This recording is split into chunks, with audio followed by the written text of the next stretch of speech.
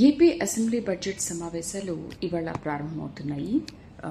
ఈ నేపథ్యంలో ఈసారి అసెంబ్లీ సమావేశాలకి ఒక కొత్త విధానం ఏఐ టెక్నాలజీని తీసుకొచ్చారు.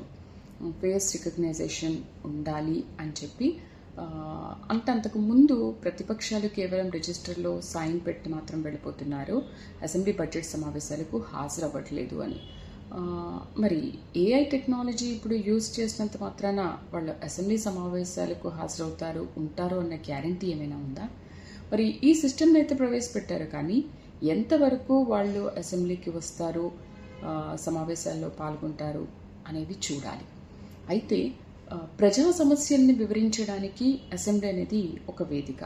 బట్ ప్రతిపక్షాలు ఏమంటున్నాయి, మేము ప్రజా సమస్యల్ని వివరించడానికి బయట ప్రెస్ మీట్లు పెట్టైనా సరే మేము వాళ్ళ సమస్యలు ఏంటనేది మేము అడుగుతాము, ప్రభుత్వాన్ని నిలదీస్తాము అని అంటున్నారు.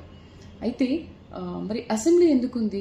అసెంబ్లీ అనేది ఒక వేదిక ప్రజా సమస్యలను నివేదించడానికి, వాళ్ళ గురించి ఫైట్ చేయడానికి. మరి ఎందుకు ప్రతిపక్షం పదే పదే అసెంబ్లీ సమావేశాలకి డుమ్మా కొడుతుంది అనేది ఇప్పటికీ ఒక క్వశ్చన్ మార్క్. సో మీరు ప్రతిపక్షం ఇస్తే మేము వస్తామని అంటున్నారు. అట్లీస్ట్ వచ్చే అడుగుతేనే కదా తెలిసేది.